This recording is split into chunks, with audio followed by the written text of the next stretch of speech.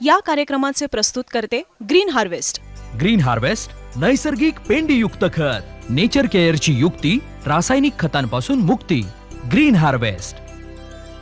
नमस्कार, मी देवयानी. मुंबई तकच्या वेदर रिपोर्टमध्ये तुमच्या सगळ्यांचं स्वागत आहे. महाराष्ट्रात अनेक ठिकाणी आपल्याला मुसळधार पाऊस बघायला मिळतोय. अनेक ठिकाणी पावसाने ब्रेक घेतलेला आहे आणि येणाऱ्या 48 तासांमध्ये पावसाची परिस्थिती नेमकी काय असणार आहे हेच आपल्याला आजच्या व्हिडिओतनं समजून घ्यायचंय. आधी आपण सॅटेलाइट व्हिडिओकडे जाऊयात आणि समजून घेऊयात की आता काय परिस्थिती आहे. येणारे जे 48 तास आहेत आपले ते खूप महत्त्वाचे असणार आहेत महाराष्ट्रासाठी, एस्पेशली विदर्भासाठी, कारण विदर्भामध्ये आता पाऊस येण्याची पुन्हा एकदा शक्यता वर्तवली जाते. आता काय नक्की परिस्थिती आहे जर बघायचं झालं तर बंगालच्या उपसागरामध्ये एक कमी दाबाचं क्षेत्र तयार झालेलं आहे आणि त्याची तीव्रता ही इतकी वाढलेली आहे की आता ते एका डिप्रेशन मध्ये ते कन्वर्ट झालेलं आहे. काही काळापूर्वी त्याला एक वेल मार्क्ड लो प्रेशर एरिया म्हटलं जात होतं. त्याच्यानंतरची जी स्टेज असते ती तिकडे त्याला डिप्रेशन असं म्हटलं जातं. त्याच्यामुळे हे जे डिप्रेशन तुम्हाला इथे तयार झालेलं दिसते की म्हणजे आपल्याला इथे खूप मोठ्या प्रमाणात आपल्याला ढग जे आहेत ते दाटून आलेले दिसत आहेत. जे वारे आहेत ते ज्यावेळेला चक्राकार दिशेमध्ये फिरत असतात त्यावेळेला त्याला सायक्लॉनिक सर्क्युलेशन असं म्हटलं जातं आणि ज्या वेळेला एक लो प्रेशर एरिया क्रिएट होतो म्हणजे एक कमी दाबाचं क्षेत्र तयार होतं, त्याची तीव्रता ज्या वेळेला खूप वाढते त्यावेळेला त्याला डिप्रेशन असं म्हटलं जातं. लो प्रेशर एरिया म्हणजे कमी दाबाचं क्षेत्रच तीव्रता वाढल्यानंतर डिप्रेशन मध्ये कन्वर्ट होत असतं. हे मी तुम्हाला यासाठी समजवतेय कारण की हे समजून घेतल्यानंतर आपल्याला लक्षात येणार आहे की याची तीव्रता इतकी आहे की याचा परिणाम आपल्याला थेट विदर्भावरती सुद्धा होताना बघायला मिळणार आहे. आता दोन कारणं आहेत ती आपण आधी सुद्धा बघितलेली आहेत. पहिलं कारण म्हणजे बंगालच्या उपसागरामध्ये कमी दाबाचं क्षेत्र तयार होईल हे गेल्या 2 दिवसांपासून हवामान खात्याकडनं सांगण्यात येत होतं, जे आता तयार सुद्धा झालेलं आहे. ते आपण आत्ता बघितलं तर ते बंगाल आणि ओडिसाच्या किनारपट्टीच्या इथे आपल्याला बघायला मिळतंय. तिकडनं ते आणखीन आज जर सरकत गेलं तर मग त्याचा परिणाम आपल्याला झारखंडमध्ये सुद्धा बघायला मिळेल असं आत्ताच्या घडीला हवामान खात्याकडनं सांगण्यात आलेलं आहे. दुसरं कारण जे आपण गेल्या अनेक दिवसांपासून बघतोय ते असं की नैऋत्य वारे हे आता ऍक्टिव्ह आहेत अरबी समुद्रात. म्हणजे अरबी समुद्रातनं येणारे जे वारे आहेत ज्यांना आपण साऊथ वेस्टर्ली विंड्स असं म्हणतो, म्हणजेच नैऋत्य वारे ज्यांना म्हटलं जातं, ते आता ऍक्टिव्ह असल्यामुळे मध्य महाराष्ट्रात सुद्धा मुसळधार पाऊस जो आहे तो त्याची शक्यता सतत वर्तवली जाते. एस्पेशली जे घाट परिसर आहेत त्या घाट परिसरांना सुद्धा सातत्यानं अलर्ट जो आहे तो दिला जातोय आणि अर्थातच कोकणचा जो संपूर्ण भाग आहे तिथे सुद्धा मध्यम ते मुसळधार स्वरूपाचा पाऊस आपल्याला मागच्या 2 ते 3 दिवसांपासून बघायला मिळतोय आणि येणाऱ्या काळामध्ये सुद्धा तसाच पाऊस अपेक्षित आहे या सगळ्या भागांमध्ये. आता आपण अलर्ट्स काय काय देण्यात आलेले आहेत ते समजून घेऊयात, पण त्याच्या आधी हवामान तज्ज्ञ जे आहेत KS होसाळीकर त्यांनी नक्की काय म्हटलेलं आहे त्यांच्या ट्विटमध्ये ते आपल्याला समजून घ्यायचंय. आपण आता पुढच्या ट्विटवरती जाऊयात आणि त्यांनी नक्की काय सांगितलेलं आहे आताच्या परिस्थितीबद्दल ते बघूया. त्यांनी काय म्हटलंय बघा.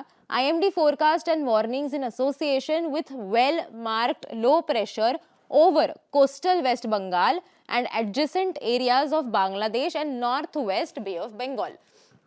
म्हणजेच उत्तर पश्चिम बंगालच्या उपसागरामध्ये एक वेल मार्क लो प्रेशर एरिया म्हणजेच एक कमी दाबाचं क्षेत्र ज्याची तीव्रता वाढलेली आहे, जे आता कन्फर्म त्या जागी तयार झालेलं आहे, हे कळलेलं आहे. ते कमी दाबाचं क्षेत्र तयार झालेलं आहे आणि त्याच्यामुळेच आपण जर बघितलं त्यांनी पुढे म्हटलेलं आहे की वेस्ट बेंगालच्या इथे heavy to very heavy rainfall with isolated extremely heavy rainfall very likely over West Bengal on 13th असं त्यांनी म्हटलेलं आहे. म्हणजे 13 तारखेला बंगालमध्ये खूप मोठ्या प्रमाणामध्ये मुसळधार ते अतिमुसळधार पाऊस होण्याची शक्यता जी आहे ती त्यांनी याच्यामध्ये ते होईल असं त्यांनी याच्यामध्ये सांगितलेलं आहे. तसंच त्यांनी आयसोलेटेड ठिकाणी heavy to very heavy rainfall on 14th and heavy on 15th असं सुद्धा म्हटलेलं आहे. म्हणजे 13, 14 आणि 15 तारखेला आपल्याला पश्चिम बंगालमध्ये अनेक भागांमध्ये मुसळधार ते अतिमुसळधार पाऊस आपल्याला बघायला मिळेल असं त्यांनी या सगळ्यातनं वर्तवलेलं आहे. आता बंगालच्या उपसागरामध्ये ज्या वेळेला एखादी वेदर सिस्टीम तयार होते त्याचा परिणाम हा फक्त तिथल्या भागापुरताच मर्यादित राहतो का, तर असं होत नाही.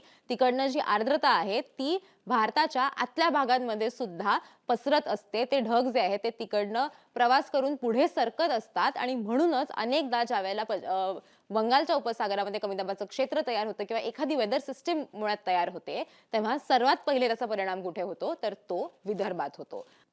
आता पुढच्या 3 दिवसांसाठी कुठल्या कुठल्या भागांमध्ये काय अलर्ट देण्यात आलेले आहेत ते आपल्याला समजून घ्यायला हवं. 13 तारखेसाठी आपण जर बघितलं तर नाशिकमधला घाट परिसर, पालघर, ठाणे, पुण्यातला घाट परिसर, रायगड, मुंबई, साताऱ्यातला घाट परिसर, रत्नागिरी, सिंधुदुर्ग आणि कोल्हापुरातला घाट परिसर इथे सगळीकडे येलो अलर्ट देण्यात आलेला आहे. म्हणजे या सगळ्या भागांमध्ये मध्यम स्वरूपाचा पाऊस होण्याची शक्यता हवामान खात्याकडनं वर्तवण्यात आलेली आहे 13 तारखेसाठी. नांदेड आणि लातूरला त्यांनी थंडरस्टॉर्मचा इशारा जो आहे तो दिलेला आहे. म्हणजे इथे वादळी वारे वाहण्याची शक्यता आहे. पाऊस फारसा पडेल अशी शक्यता नाहीये, पण वादळी वारे वाहू शकतात आणि एक ढगाळ वातावरण जे आहे ते तयार होऊ शकतं असं आपल्याला आत्ताच्या घडीला बघायला मिळतंय. आता आपण जर 14 तारखेचा अंदाज बघितला, म्हणजे ज्या वेळेला या कमी दाबाच्या क्षेत्राचा परिणाम आपल्याला महाराष्ट्रावर बघायला मिळेल, तर ती वेळ म्हणजे साधारण 14 तारीख आहे. 14 तारखेला आपण विदर्भात जर बघितलं तर संपूर्ण विदर्भाला येलो अलर्ट देण्यात आलेला आहे. थंडरस्टॉर्मचं चिन्ह जे आहे ते सुद्धा बघा आपल्याला इथे त्यांनी दिलेलं आहे.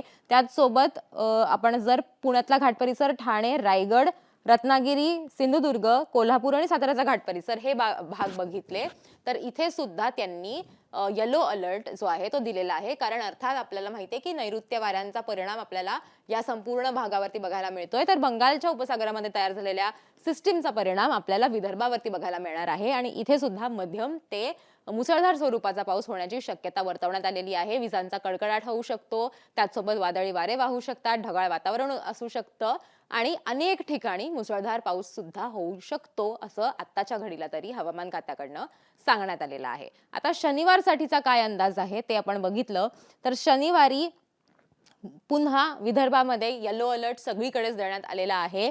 तेच आपण जर पुण्यातला घाट परिसर, साताऱ्यातला घाट परिसर, कोल्हापुरातला घाट परिसर आणि सिंधुदुर्ग हे भाग बघितले तर इथे सुद्धा येलो अलर्ट देण्यात आलेला आहे. उर्वरित म्हणजे मुंबई, ठाणे, पालघर, रायगड, रत्नागिरी इथे अलर्ट्स नाहीयेत आत्ता तरी शनिवारसाठी, पण उर्वरित भागांमध्ये येलो अलर्ट कायम ठेवण्यात आलेला आहे आणि विदर्भामध्ये सुद्धा येलो अलर्ट कायम ठेवण्यात आलेला आहे. त्याच्यामुळे पुढच्या 2 ते 3 दिवसांमध्ये विदर्भात चांगल्या प्रमाणात मुसळधार स्वरूपाचा पाऊस होण्याची शक्यता आहे असं हवामान खात्याने या सगळ्यातनं किंवा आत्ताची जी सिच्युएशन आहे त्यातनं त्यांनी हे म्हटलेलं आहे.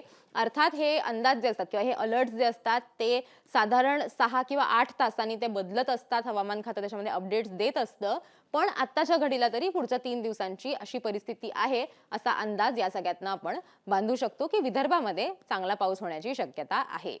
तुमचा जिल्ह्यामध्ये आता खरंच काय परिस्थिती आहे ते आम्हाला कमेंट करून नक्की सांगा. पाऊस येतोय का, पावसाने ब्रेक घेतलाय का तेही आम्हाला सांगा आणि अर्थातच तुम्हाला हे व्हिडिओज कसे वाटतायत त्याचे सुद्धा तुमचे रिव्ह्यूज आम्हाला कळवा आणि मुंबई तकला फॉलो करायला विसरू नका, सबस्क्राईब करायला विसरू नका बाकी सगळ्या अपडेट्ससाठी.